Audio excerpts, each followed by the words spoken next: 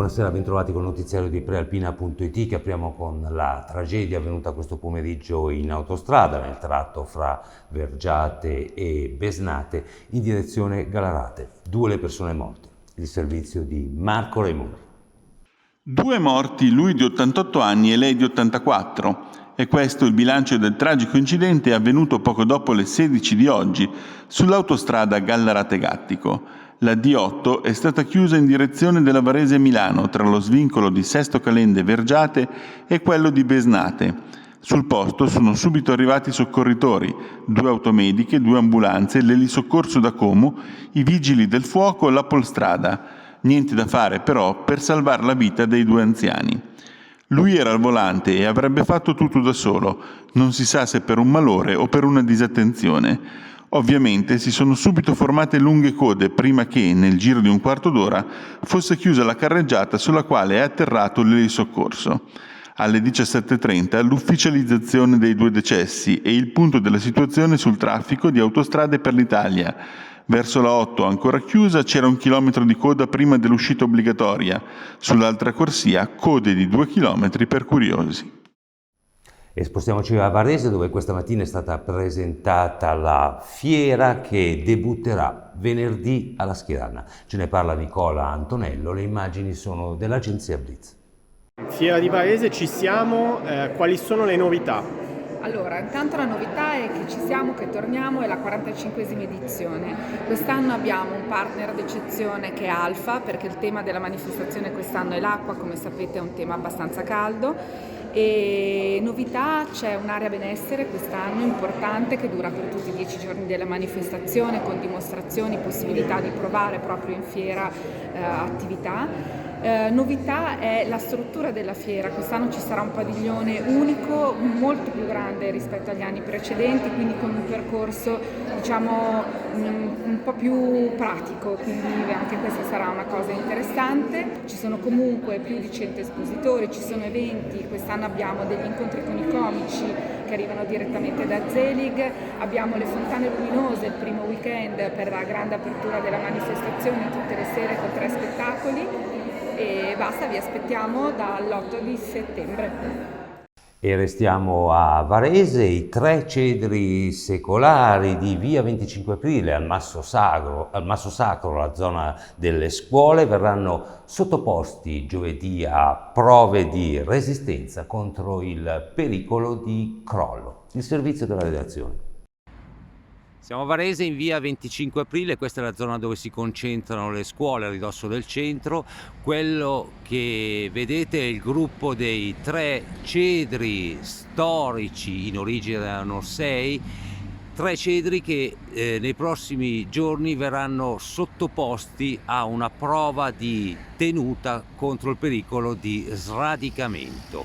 Verrà eseguita questa prova giovedì mattina e pertanto verrà ridotta qui la possibilità di accedere con le auto, ma del resto il disagio è minimo in quanto ancora non sono iniziate le scuole. Perché è necessaria questa prova? Questi alberi secolari hanno infatti 100 anni, furono piantati negli anni 30, sono 3 esemplari appunto importanti e è necessaria una perizia per capire se c'è un pericolo di crollo, di sradicamento in caso di fortissimo vento.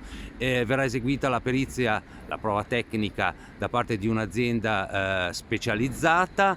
È una questione, quella dei cedri qua di via 25 Aprile, molto cara ai varesini. Pensate che il 4º cedro è stato pochi mesi fa abbattuto proprio perché era a rischio ed era scoppiata una grande polemica.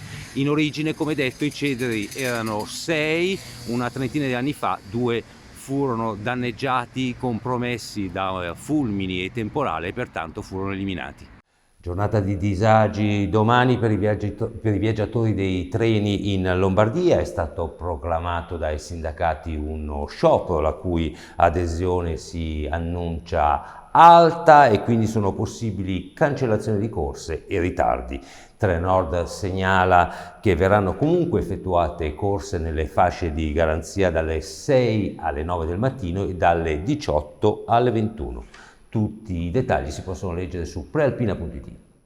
Ora a Busto Arsizio, dove sugli affitti delle case alleggia lo spettro delle truffe. Vediamo perché nel servizio della redazione. Allarme a Busto Arsizio, dove i residenti del quartiere Beata Giuliana segnalano la comparsa di cartelli delle offerte di appartamenti in locazione con le scritte a mano.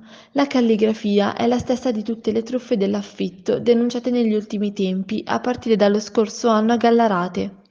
Come spiega un lettore che chiede di restare nell'anonimato e che da tempo segue la vicenda, un fantomatico proprietario che ha ereditato un paio di appartamenti decide di affittarli, ma vive a Roma. Dunque le case non si possono vedere, ma bisogna fidarsi di fotografie mandate via WhatsApp, per poi scambiare documenti e mandare bonifici. Questa volta hanno inviato fotografie diverse da quelle del passato, spiega il lettore. Quando ho chiesto di poter avere il contatto del commercialista prima di inviare i documenti, i messaggi sono stati cancellati e mi è stato detto che la casa era appena stata data in affitto, ma il cartello c'era ancora. I residenti del quartiere sono molto preoccupati e vorrebbero mettere in allerta le persone affinché non cadano nella trappola dei malfattori, come è accaduto in passato a Castellanza. A Rho la polizia locale ha denunciato una donna di 50 anni di origine russa che al volante di una Fiat Y ha urtato un panettone e poi è finita contro un carro funebre. L'auto andava a forte velocità, la conducente è stata sottoposta al test dell'alcol ed è risultata positiva con un tasso elevato di 2,83, 6 volte oltre il limite consentito. La cinquantenne è stata, come detto, denunciata con l'accusa di guida in stato di ebbrezza e le è stata tolta la patente.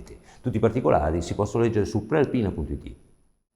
E torniamo a Varese, dove si progetta il rilancio del Sacro Monte, il servizio della redazione. Il rilancio del Sacro Monte a Varese passa da 4 priorità e dovrà tenere in considerazione equilibri delicati da rispettare. È emerso ieri sera nella seduta ad hoc della Commissione Cultura. La Presidente Manuela Lozza ha parlato di cronoprogramma per il rilancio e ha richiamato appunto i cardini sui quali poggiare il piano di sviluppo del Sacro Monte. 4 i fronti caldi evocati da Lozza, sui quali convocare altrettanti appuntamenti, una giornata per ogni tema: cultura e patrimonio UNESCO, vocazione sacra, soprattutto in vista dell'Anno Santo 2025, ripopolamento e sport e turismo. Gli interventi della serata hanno posto l'accento anche su un'altra questione non trascurabile, quella dell'accessibilità, ma tutto andrà letto e ragionato senza scordare le peculiarità della montagna sacra varesina, che obbligano appunto a mantenere un equilibrio delicato. Qualcuno in commissione lo ha sottolineato: il Sacro Monte non diventerà mai una nuova Disneyland. L'Università dell'Insubria di Varese entra a pieno titolo nel novero dei 10 atenei italiani a vocazione collegiale ed ottiene un finanziamento dal Ministero. Il servizio della redazione. L'Università dell'Insubria entra a pieno titolo nel novero dei 10 atenei italiani a vocazione collegiale, che possono fregiarsi di gestire in proprio attività culturali, ricreative e di didattica trasversale rivolte agli studenti dei propri collegi. Lo ha stabilito il Ministero dell'Università e della Ricerca, che con il decreto dirigenziale 1131 del 24 luglio scorso ha attribuito all'Ateneo di Varese Como un finanziamento di 210.000 euro nell'ambito del progetto Atenei a vocazione collegiale. Il finanziamento è stato erogato perché accanto ai collegi di merito, che sono di norma gestiti da fondazioni terze e basati su una struttura più articolata, a partire dall'anno accademico 2021-2022 il MUR ha attivato un canale di finanziamento parallelo in favore di quegli atenei che gestiscono direttamente collegi universitari e sono in grado di offrire agli ospiti dei percorsi formativi trasversali regolati da un piano formativo personalizzato, concordato e sottoscritto da ciascun partecipante. Questa è l'ultima notizia, vi diamo appuntamento al TG di domani alle ore 19.